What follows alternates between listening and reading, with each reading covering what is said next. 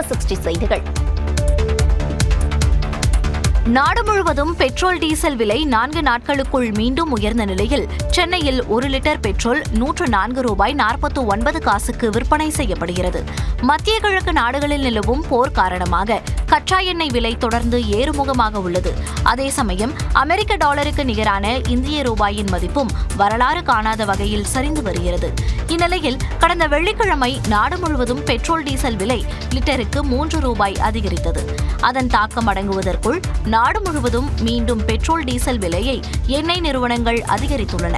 அதன்படி சென்னையில் பெட்ரோல் லிட்டருக்கு 82 காசுகள் விலை அதிகரித்து $104.49 விற்பனை செய்யப்படுகிறது. இதேபோன்று சென்னையில் டீசல் விலையும் லிட்டருக்கு 86 காசுகள் உயர்ந்து $96.11 நிர்ணயம் செய்யப்பட்டுள்ளது. அதிகபட்சமாக மேற்குவங்க மாநிலம் கொல்கத்தாவில் பெட்ரோல் விலை லிட்டருக்கு 96 காசுகள் அதிகரித்து $109.70 விற்பனை செய்யப்படுகிறது. டீசல் விலையை பொறுத்தவரை பெருநகரங்களில் சென்னையில்தான் அதிக விலைக்கு விற்கப்படுகிறது. 1 முதல் 3ஆம் வகுப்பு வரை ஜூன் 4ஆம் தேதியும் பிற வகுப்புகளுக்கு ஜூன் 1ஆம் தேதியும் பள்ளிகள் திறக்கப்படும் என தமிழ்நாடு அரசு தெரிவித்துள்ளது. கோடை வெப்பம் நாளுக்கு நாள் அதிகரித்து வரும் நிலையில் தமிழ்நாட்டில் பள்ளிகள் திறப்பு தள்ளிப்போகிறதா என்ற கேள்வி எழுந்தது. இந்நிலையில் பள்ளிகள் திறப்பு குறித்து முதலமைச்சர் விஜய் ஆலோசனை நடத்தினார். எதிர்வரும் கல்வியாண்டு ஜூன் மாதம் 1ஆம் தேதி 1/6/2026 இருந்து பள்ளிக்கூடங்கள் மீண்டும் திறக்கப்பட்டு தங்களுடைய வழமையான பணிகள் இதன் மூலமாக முன்னதாக 1 முதல் 3ஆம் வகுப்பு வரையிலான புதிய பாடத்திட்டங்களை அமைச்சர் ராஜ்மோகன் வெளியிட்டார். புதிய பாடத்திட்டங்கள் குறித்து ஆசிரியர்களுக்கு பயிற்சி அளிக்கப்படுவதால் 1 முதல் 3ஆம் வகுப்பு வரை மட்டும் ஜூன் 4ஆம் தேதி பள்ளிகள் திறக்கப்படுவதாக தமிழ்நாடு அரசு தெரிவித்துள்ளது. திட்டமிட்டபடி 10ஆம் வகுப்பு தேர்வு முடிவுகள் புதன்கிழமை வெளியிடப்படும் என்று அமைச்சர் ராஜ்மோகன் கூறினார். பிஎம்சி பள்ளித்திட்டத்தின் கீழ் பள்ளிகளை மேம்படுத்த மத்திய அரசு கெடுபிடித்திருந்தாங்க. அதை பற்றியும் பேசியிருக்கிறோம். எதெல்லாம் நம்ம பண்ண முடியுமோ நம்முடைய கொள்கை சார்ந்து நம்முடைய தமிழ்நாட்டினுடைய பள்ளிக்கல்வித்துறைக்குன்னு ஒரு இலக்கு இருக்கு. அதை சார்ந்து விரிவாக நம்ம பேசுறோம். இருமொழி கொள்கைதான் தமிழக வெற்றிக் கழகத்தின் கொள்கை என்றும் அமைச்சர் கூறினார். தமிழ்நாடு முழுவதும் உள்ள அம்மா உணவகங்களை சீரமைக்க முதலமைச்சர் விஜய் உத்தரவிட்டுள்ளார். சென்னை மாநகராட்சியில் 383 அம்மா உணவகங்களும் பிற மாநகராட்சிகள் மற்றும் நகராட்சிகள் மூலம் 237 அம்மா உணவகங்களும் செயல்பட்டு வருகின்றன. இந்த உணவகங்களில் தரமான மற்றும் சுவையான உணவு வழங்கப்படுவதில்லை என புகார் வந்த நிலையில் முதலமைச்சர் விஜய் ஆலோசனை நடத்தினார். தொடர்ந்து அம்மா உணவகங்களின் உள்கட்டமைப்பு வசதிகளை உடனடியாக மேம்படுத்தவும், சமையல் உபகரணங்களை உடனடியாக கொள்முதல் செய்து சுவையான மற்றும் தரமான உணவுகளை தங்கு தடையின்றி பொதுமக்களுக்கு வழங்கவும் முதலமைச்சர் உத்தரவிட்டிருப்பதாக தமிழ்நாடு அரசு தெரிவித்துள்ளது. இதேபோல மின்சார வாரியத்தின் உற்பத்தி திறன், மின் தேவை, மின் விநியோகம், நிதிநிலை மற்றும் எதிர்கால கட்டமைப்பு மேம்பாட்டு பணிகள் குறித்தும் முதலமைச்சர் கேட்டறிந்தார். நீலகிரி, கோவை, ஈரோடு உள்ளிட்ட 6 மாவட்டங்களில் இன்று கனமழைக்கு வாய்ப்புள்ளதாக வானிலை ஆய்வு மையம் தெரிவித்துள்ளது. மேற்கு மத்திய பிரதேசம் முதல் தெற்கு உள் கர்நாடகா வரை வளிமண்டல காற்றழுத்த தாழ்வு பகுதி நிலவுகிறது. இதன் காரணமாக தமிழகம், புதுச்சேரி மற்றும் காரைக்கால் பகுதிகளில் வரும் 24ஆம் தேதி வரை மழைக்கு வாய்ப்பிருப்பதாக வானிலை ஆய்வு மையம் கணித்துள்ளது.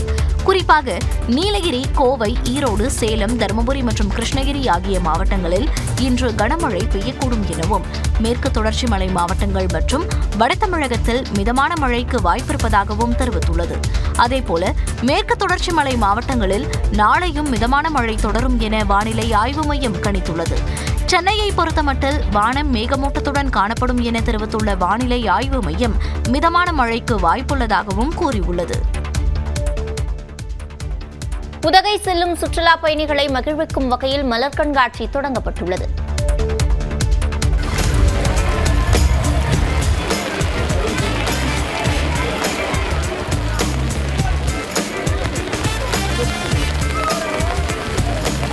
உதகை செல்லும் மக்களை இப்படி விதவிதமான உருவங்களுடன் வரவேற்கிறது மலர் கண்காட்சி. அரசு தாவரவியல் பூங்காவில் 128வது மலர் கண்காட்சி தொடங்கியுள்ள நிலையில் காட்சி மாடத்தில் 128வது ஃபிளவர் ஷோ என்ற எழுத்துக்கள் பூக்களால் வடிவமைக்கப்பட்டுள்ளன.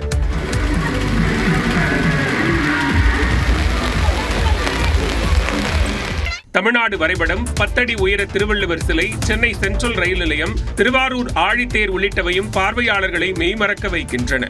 திருவள்ளுவர் அப்புறம் தேர் எல்லாம் நல்லா இருந்துச்சு. எல்லா ஃப்ளவர்ஸையும் வச்சு different of kinds of varieties of flowers வச்சு நல்லா டெக்கரேட் பண்ணியிருந்தாங்க. ஸோ நாங்கள் இங்கே வந்து நல்லா என்ஜாய் பண்ணோம். மகாபலிபுரம், ஏர் உழவன், மீனவர், மலை ரயில், தோடர் பழங்குடிகளின் வீடு, பரதநாட்டிய மங்கை, தவில், ஒயிலாட்டம், மயில் தோகை, கரகாட்டம், நாதஸ்வரம் உள்ளிட்ட இசைக்கலைஞர்கள் போன்ற மலர் உருவங்களும் கண்காட்சியில் இடம்பெற்றுள்ளன. மலர் கண்காட்சியை உதகை சட்டமன்ற உறுப்பினர் போஜராஜன் பார்வையிட்ட நிலையில் அமைச்சர்கள், மாவட்ட ஆட்சித்தலைவர் தொடக்க விழாவில் பங்கேற்கவில்லை.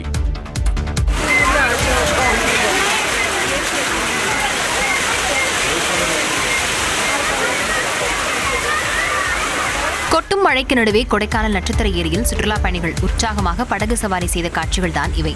கொடைக்கானலில் காலை வேளையில் மிதமான வெப்பம் நிலவிய சூழலில் மதியம் திடீரென கருமேகங்கள் சூழ்ந்து மழை பொழிந்தது. ஏரிச்சாலை, பிரைன் பூங்கா, அண்ணா சாலை, மூஞ்சிக்கல் உள்ளிட்ட பகுதிகளில் ஏறத்தாழ 1 மணி நேரம் மழை கொட்டி தீர்த்தது.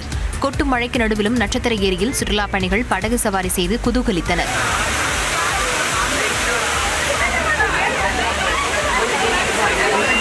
திருப்பூர் உடுமலை பஞ்சலிங்க அருவியில் திடீர் வெள்ளப்பெருக்கு ஏற்பட்டதால் அமரலிங்கேஸ்வரர் கோயில் நடை அடைக்கப்பட்டு பக்தர்கள் வெளியேற்றப்பட்டனர்.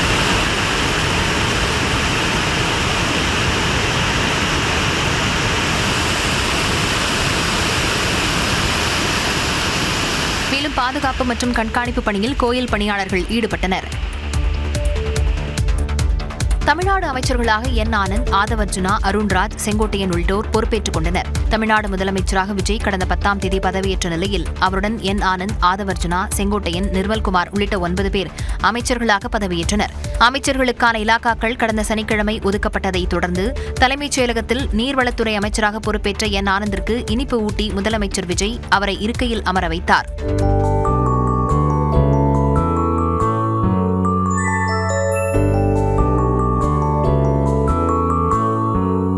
அதேபோல் நிதித்துறை அமைச்சராக செங்கோட்டையன் பொறுப்பேற்ற போது நேரில் வந்து வாழ்த்து தெரிவித்த முதலமைச்சர் விஜய் அவரது இருக்கையில் அமர வைத்தார்.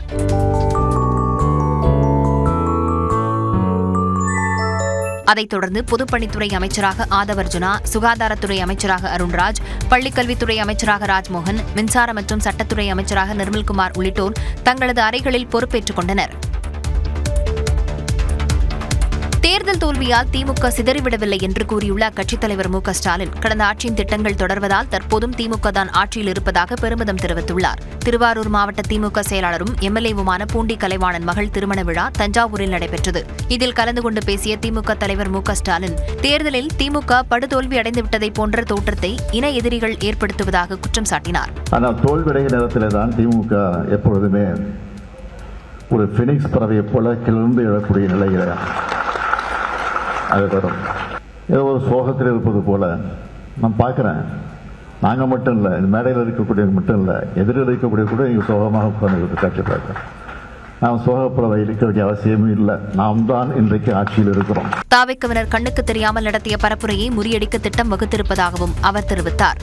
ஆக சோசியல் மீடியா இன்ஸ்டாகிராம் என்று சொல்லக்கூடிய அதை பயன்படுத்தி ரொம்ப சுலபமாக சிறு பிள்ளைகளை, குழந்தைகளை பிரச்சாரம் செய்ய வச்சு அவர்களை அவருடைய பேரன்கள், அவருடைய தாத்தாக்களை, அப்பாக்களை, அம்மாக்களை, அவங்க வீட்டில் இருக்கக்கூடிய பெரியவங்களிடத்தில் அந்த குழந்தைகள் மூலமாக பிரச்சாரங்களை நடத்தி ஒரு திட்டமிட்ட பணி நடந்து முடிந்திருக்கு.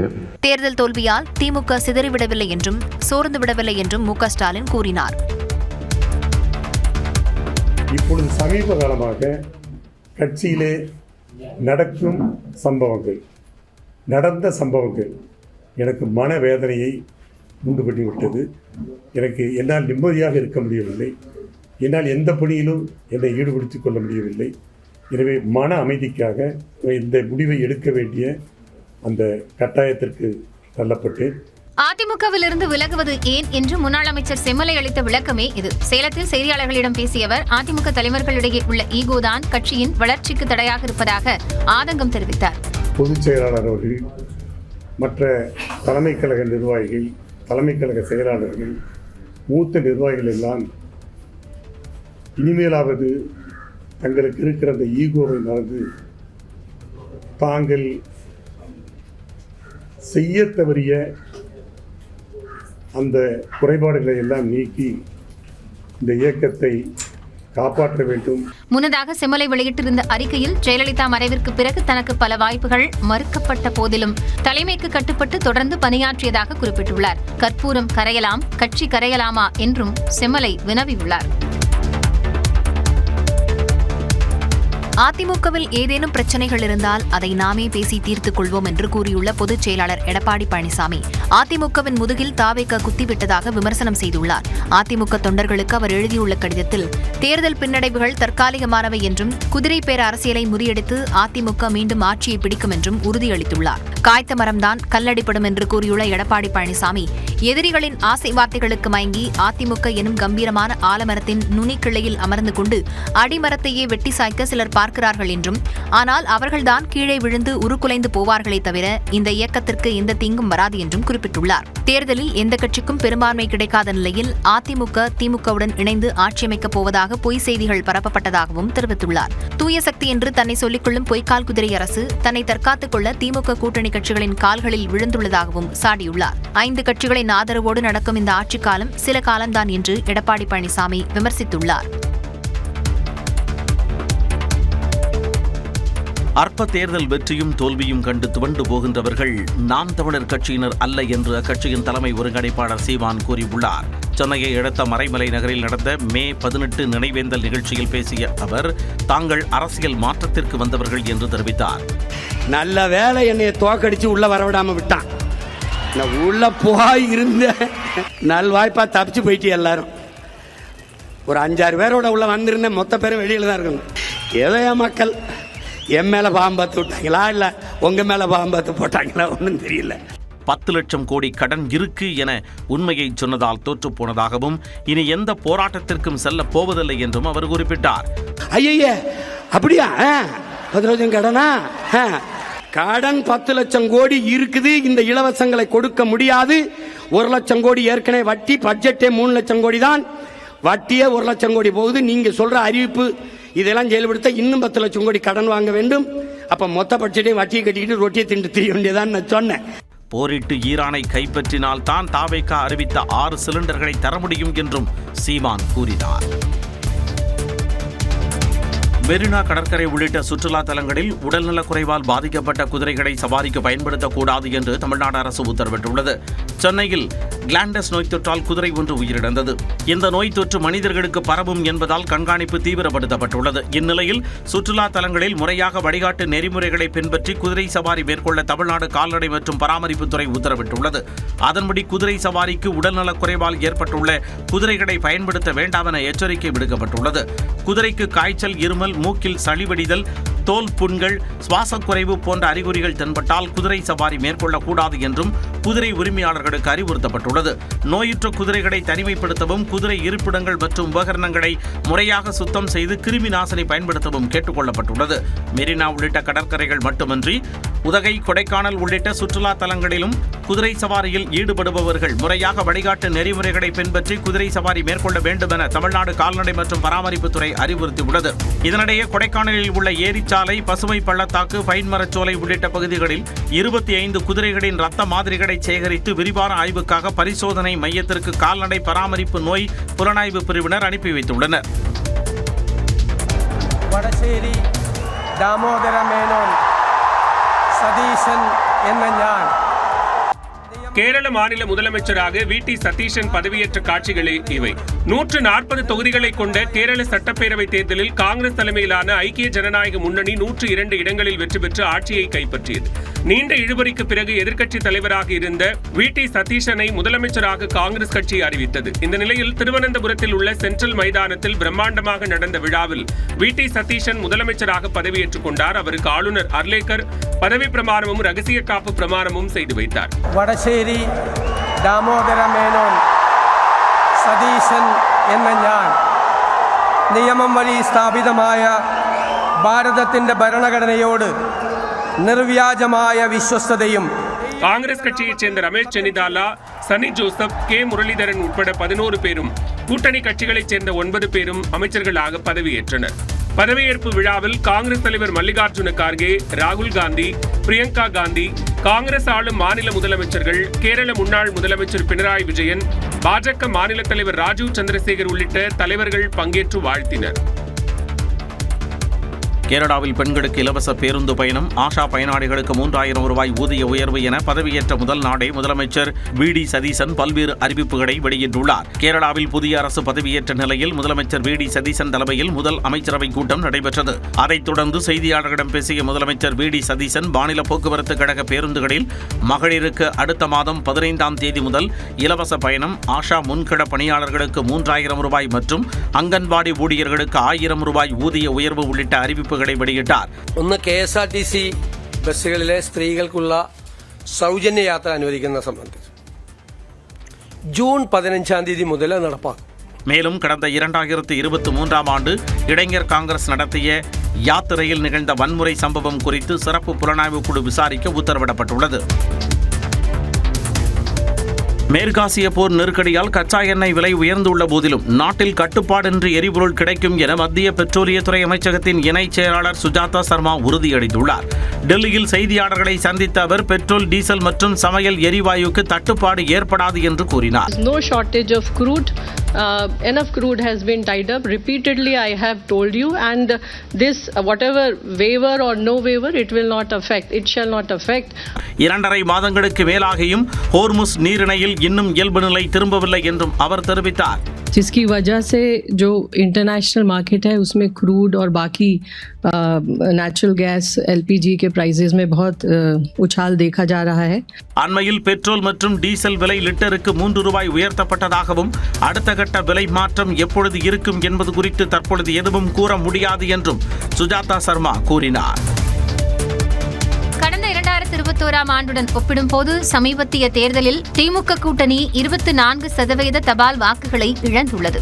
அரசு ஊழியர்கள், ராணுவத்தில் பணியில் இருப்போர், 80 வயதிற்கு மேற்பட்டோர் மற்றும் மாற்றுத்திறனாளிகளுக்கு தேர்தலின் போது தபால் வாக்குரிமை வழங்கப்படுகிறது. எனினும் எண்ணிக்கையை பொறுத்தவரை அரசு ஊழியர்களே அதிகளவில் தபால் வாக்குகளை பதிவு செய்கின்றனர்.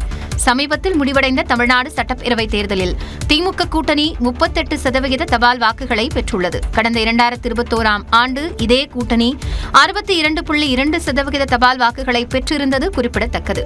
அதிமுகவிற்கு 39.3%, ஆட்சியை கைப்பற்றிய தாவேகாவிற்கு 24.5% தபால் வாக்குகள் கிடைத்துள்ளன. அதே நேரத்தில் மேற்கு வங்கம், கேரளா, அசாம், புதுச்சேரி ஆகிய மாநிலங்களில் ஆட்சியை கைப்பற்றிய கட்சிகள் அதிக தபால் வாக்குகளை பெற்றுள்ளன. மேற்கு வங்கத்தில் பாஜக 54.3%, கேரளத்தில் காங்கிரஸ் தலைமையிலான ஐக்கிய ஜனநாயக முன்னணி 45.4%, அசாமில் பாஜக கூட்டணி 58.3%, புதுச்சேரியில் NR காங்கிரஸ் கூட்டணி 46.3% தபால் வாக்குகளை பெற்றுள்ளன. நார்வே சென்றுள்ள பிரதமர் மோடி அந்நாட்டு பிரதமரை சந்தித்து பேசினார். எந்த ஒரு பிரச்சனையையும் ராணுவ மோதல்கள் மூலம் தீர்க்க முடியாது என பிரதமர் நரேந்திர மோடி தெரிவித்துள்ளார்.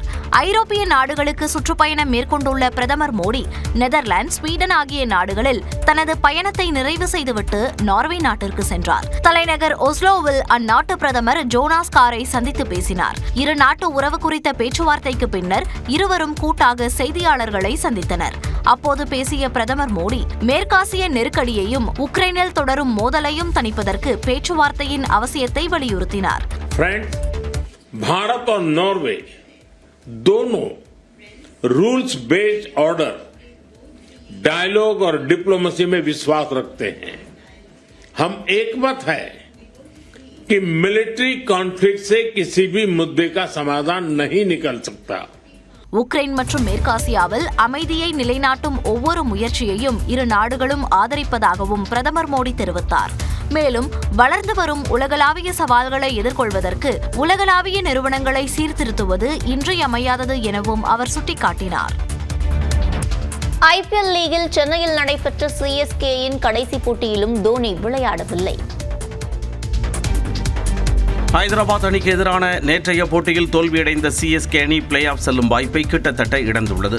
சென்னை சேப்பாக்கம் மைதானத்தில் நடைபெற்ற போட்டியில் டாஸ் வென்று முதலில் பேட்டிங் செய்த சிஎஸ்கே அணி 20 ஓவர்களில் 7 விக்கெட் இழப்பிற்கு 180 ரன்களை குவித்தது. ஒருவரும் அரை சதம் கூட அடிக்காத நிலையில் அதிகபட்சமாக டெபால் பிராவிஸ் மட்டும் 44 ரன்கள் சேர்த்தார். ஐதராபாத் தரப்பில் கேப்டன் கம்மின்ஸ் 3 விக்கெட்டுகளை வீழ்த்தி அசத்தினார். பின்னர் பேட்டிங் செய்த ஐதராபாத் அணி 5 விக்கெட்டுகளை மட்டுமே இழந்து 19 ஓவர்களிலேயே வெற்றி இலக்கை எட்டிப்பிடித்தது. அதிரடியாக விளையாடிய இஷான் கிஷன் 47 பந்துகளில் 70 ரன்கள் குவித்து வெற்றிக்கு வித்திட்டார். அவருக்கு பக்கபலமாக கிளாசனும் 47 ரன்கள் சேர்த்தார். 5 விக்கெட்டுகள் வித்தியாசத்தில் சென்னை அணி தோற்ற நிலையில் பிளே ஆஃப் செல்வதற்கான கதவுகள் கிட்டத்தட்ட மூடப்பட்டுள்ளன. சென்னை பிளே ஆஃப் செல்ல வேண்டுமானால் 21ஆம் தேதி குஜராத் அணியை அதிக நெட் ரன் ரேட்டுடன் கட்டாயம் வெல்ல வேண்டும். அதேபோல லக்னோ அணிக்கு எதிரான போட்டியில் பஞ்சாப் அணி தோற்க வேண்டும். இவ்விரண்டில் ஏதேனும் ஒன்று நடக்காவிட்டாலும் சென்னை அணி பிளே ஆஃப் சுற்றுக்குள் செல்ல முடியாது. சென்னை சேப்பாக்கம் மைதானத்தில் நடந்த போட்டியில் சிஎஸ்கே தோற்றதால் போட்டியை கண்டுகளித்த ரசிகர்கள் ஏமாற்றம் அடைந்தனர். கெய்க்வாடோ இல்லனா ஃபினிஷிங் டூபே கொஞ்சம் நல்லா அடிச்சிருந்தாருன்னா இன்னும் நல்லா இருந்திருக்கும். ஏன்னா 15-20 ரன் ஷாட் ரொம்பவே மிஸ் பண்ணோம். இன்னைக்கு லாஸ்ட் மேட்ச் வருவாரோ ஏதோ இம்பாக்ட் வேறான்னு நினைச்சோம், அதுவும் வரல. பாப்போம் நெக்ஸ்ட் வருஷம். இன்னைக்கு ஏன் தோத்தாங்கன்னா அவங்க மேட்ச்ல ஃபோக்கஸ் பண்ணல, ஃபுல்லா தோனி தலை தரிசனம்னு ஃபோக்கஸ் பண்றாங்க. அதனாலதான் தோத்தாங்க இன்னைக்கு மேட்ச். அப்புறம் கெய்க்வாட் ரொம்ப ஸ்லோ ஆட்டார் ப்ரோ. கெய்க்வாட் இன்னும் கொஞ்சம் பெட்டரா ஆடலாம். கேப்டன்சிலாம் ஓகே தான், பட் நல்லா ஆடலாம் ப்ரோ. ஸ்லோ எல்லாம் ஆடல தம்பி, டெஸ்ட் இன்னிங்ஸ் ஆடினாங்க, அது ஒத்துக்கோ. நீங்க தம்பி தான் அடுத்த மேட்ச் கெய்க்வாட் ஃபேன் தான், அவன் ஆடல. ஆக்சுவலா இவருக்கு இன்னைக்கு ஃபர்ஸ்ட் ஐபிஎல் இப்பதான் ஃபர்ஸ்ட் டைம் மேட்ச்க்கு வந்திருக்காரு. ஸோ வின் பண்ணணும்னு ரொம்ப ஆசையா வந்தோம், பட் அன்லக்கிலி நம்ம தோத்துட்டோம். ஆனா வெறியாவது ப்ரோ. எப்படி ப்ரோ தோக்கலாம்? நீ டென்ஷனா ஆகுது. ஃபர்ஸ்ட் கேப்டனை மாத்துங்க, டீமா மாத்துங்க. So all the best to the team. அடுத்த வருஷம் பார்க்கலாம். ஒரு சீசனில் அதிக ரன்கள் குவித்த சிஎஸ்கே விக்கெட் கீப்பர் என்ற தோனியின் சாதனையை சஞ்சு சாம்சன் தகர்த்துள்ளார். சிஎஸ்கே அணியின் முன்னாள் கேப்டனும் விக்கெட் கீப்பருமான தோனி 2013ஆம் ஆண்டு சீசனில் மட்டும் 461 ரன்கள் குவித்திருந்தார். அதுவே சிஎஸ்கே விக்கெட் கீப்பர் ஒருவர் ஒரு சீசனில் அடித்த அதிகபட்ச ரன்னாக இருந்து வந்தது. இந்நிலையில் நேற்று நடைபெற்ற ஐதராபாத் அணிக்கு எதிரான போட்டியில் இதனை சஞ்சு சாம்சன் தகர்த்தார். தோனி 16 இன்னிங்ஸில் 461 ரன்கள் குவித்திருந்த நிலையில் சாம்சன் 13 ஆட்டங்களிலேயே அதனை எட்டி பிடித்துள்ளார். நடப்பு சீசனில் இதுவரை 13 போட்டிகளில் களம் கண்ட சாம்சன் 477 ரன்கள் குவித்துள்ளார். நடப்பு தொடரில் சிஎஸ்கே தரப்பில் அதிக ரன்கள் சேர்த்த வீரர்கள் பட்டியலிலும் சாம்சனே முதலிடத்தில் உள்ளார். முதலமைச்சர் விஜய் ஆட்சி சிறப்பாக இருக்கும் என நம்புவதாக நடிகர் சிவகார்த்திகேயன் தெரிவித்துள்ளார். ராஜ்கமல் பிலிம்ஸ் நிறுவனம் தயாரிப்பில் சிவகுமார் முருகேசன் இயக்கத்தில் சிவகார்த்திகேயன் நடிக்கும் படம் சேயோன். இப்படத்திற்கான தொடக்க பூஜை மதுரை மாவட்டம் திருமங்கலம் அருகே உள்ள செக்கானூரணியில் நடைபெற்றது. இதில் கமல், சிவகார்த்திகேயன் உள்ளிட்டோர் கலந்து கொண்டனர். முதல் நாள் அவர் ஜெயிச்சோன்னு, விஜய் சார் ஜெயிச்சோன்னு ஃபோன் பண்ணி பேசினேன். பட் அதே அமைதி, அப்படியே தான் சொல்லுப்பா நல்லா இருக்கீங்களா அப்படின்னு கேட்டு வாழ்த்துக்களை வாங்கிட்டாங்க. அவர் எதை எடுத்தாலும் சிறப்பாக செய்வார், இதுவும் அப்படி தான் இருக்கும்னு நான் நம்புறேன். தாய்க்கிழவி பட இயக்குநருடன் இணைந்து செயல்படுவது சிறப்பானது என்ற சிவகார்த்திகேயன் மதுரைக்கு என்று ஒரு பவர் இருப்பதாகவும் சேயோன் படத்தில் அது குறையாமல் இருக்கும் என்றும் கூறினார்.